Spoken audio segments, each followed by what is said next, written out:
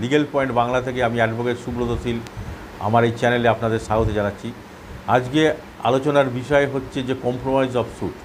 এখানে আপনারা বুঝতেই পাচ্ছেন যে কম্প্রোমাইজ অফ স্যুট অর্থাৎ হচ্ছে স্যুটের মধ্যে আমরা কিভাবে একটি মীমাংসা আমরা বাদী বিবাদীর মধ্যে করে কেসটাকে নিষ্পত্তি করব। আপোস মীমাংসা কখন আমরা করব?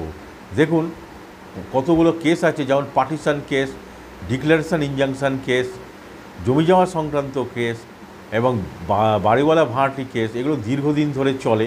তখন তারা একটি কমন সিদ্ধান্তে আসে যে আমরা কিছু শর্ত আমরা পালন করে নিই, যেটা দুপক্ষের মধ্যেই একটি সহমত হয়ে যায়।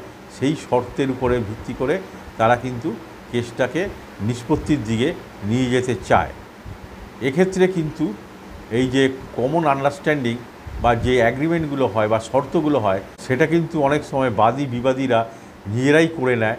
একটি স্ট্যাম্প পেপারের উপর লিখে নিয়ে এটাকে চুক্তিগুলোকে লিখে নিয়ে নিজেরা সই-সাবত করে এটাকে অ্যাগ্রিমেন্টটাকে করে নেয়। যখন তারা এই ধরনের অ্যাগ্রিমেন্ট করে নেয় তখন তারা ভাবে যে কোর্টে আর যাওয়ার দরকার নেই, কোর্টে আমাদের যা কেসগুলো যেগুলো আছে সেগুলো সম্বন্ধে তারা অনীহা প্রকাশ করেন এবং কেসগুলোকে অ্যাটেন্ড করে না।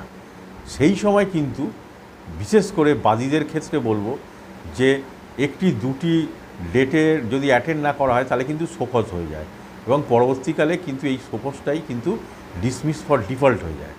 আর ডিসমিস ফর ডিফল্ট মানে আপনাদের এই কেস বা স্যুটটা কিন্তু এখানেই শেষ হয়ে গেল, নিষ্পত্তি হয়ে গেল। কিন্তু আপনারা যেই কজ অফ অ্যাকশান বা যেই ফ্যাক্টের উপরে কেসটা করেছিলেন সেখানে কিন্তু আপনারা পরবর্তী ক্ষেত্রে কিন্তু আর কোনো কেস করতে পারবেন না, যদি আপনারা নিজেদের মধ্যে যে অ্যাগ্রিমেন্টটা করেছেন সেটা যদি পরবর্তী ক্ষেত্রে যদি ফেল হয়ে যায় তাহলে কিন্তু বাদী আগের যে ফ্যাক্ট বা কজ অফ অ্যাকশানের উপর কিন্তু বিবাদীর উপর কিন্তু কোনো কেস বা স্যুট ফাইল করতে পারবে না। এই ক্ষেত্রে আমি বলতে চাই যে যেই চুক্তিটা আপনারা কোর্টের বাইরে গিয়ে করলেন সেইটা কিন্তু আপনাদের কিন্তু এই কোর্টের মাধ্যমেই কিন্তু একটি পিটিশনের মাধ্যমে করলে কিন্তু আপনারা উভয় পক্ষই কিন্তু খুব উপকৃত হবেন। আপনাদের তো কেসটা চলছেই বা স্যুটটা চলছেই, তাহলে কেননা এই যে বাইরে যে অ্যাগ্রিমেন্টটা করছেন সেটা এই স্যুটের আন্ডারে বা কেসের আন্ডারেই আপনারা একটি পিটিশনের আকারে করবেন এবং সেখানে তাহলে আপনারা কিন্তু বেনিফিটটা বেশি হবেন এবং পার্মানেন্ট বেনিফিট হবে। তার জন্যই কিন্তু আপনাদের এই কম্প্রোমাইজ অফ স্যুট, যেটা সিপিসি অর্ডার 23 রুল 3 এর আন্ডারে একটি পিটিশন করে করতে হয় এবং এখানে দুপক্ষই কিন্তু এখানে সই-সাবত করে এবং একটি অ্যাগ্রিমেন্ট তৈরি হয়, যেটা আগেই আপনাদেরকে উল্লেখ করেছি।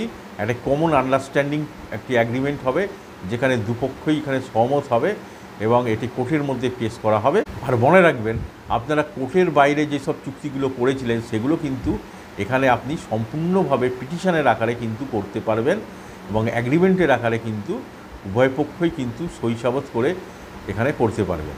এবং এই কমন অ্যাগ্রিমেন্ট এবং কমন পিটিশনের উপরে কিন্তু যেই শর্তগুলো আপনারা দিয়েছেন তার উপরেই কিন্তু একটি কম্প্রোমাইজ ডিগ্রি কিন্তু কোর্ট আপনাদের দিয়ে দেবে এবং এই কম্প্রোমাইজ ডিগ্রিটা হচ্ছে একদম পার্মানেন্ট। এটা যদি ভবিষ্যতে যদি কোনো পার্টি বাদী বা বিবাদী যদি অমান্য করে তাহলে কিন্তু আর গ্রাহ্য হবে না। এটা কিন্তু আর যেই কম্প্রোমাইজ ডিগ্রিটা হয়েছে সেটার উপরে এগেনস্টে কিন্তু আর কোনো কেস বা স্যুট ফাইল করা যাবে না। এটা একদম পার্মানেন্টলি শর্তগুলো প্রযোজ্য হয়ে যাবে বাদী বিবাদীর মধ্যে। তাহলে বন্ধুরা, আজকে আমার এই ভিডিওর মাধ্যমে আপনারা বুঝতেই পাচ্ছেন যে আপনারা তো কম্প্রোমাইজ করতেই পারেন, কিন্তু সেটা তো যদি আপনি বাইরে যে করেছেন সেটা কিন্তু যদি আপনারা কোর্টের আকারে করতে পারেন তাহলে কি আপনার সুবিধে আছে এবং কি আপনাদের অসুবিধে আছে। তাহলে আজকের ভিডিওটা আমি এখানেই শেষ করছি। নমস্কার।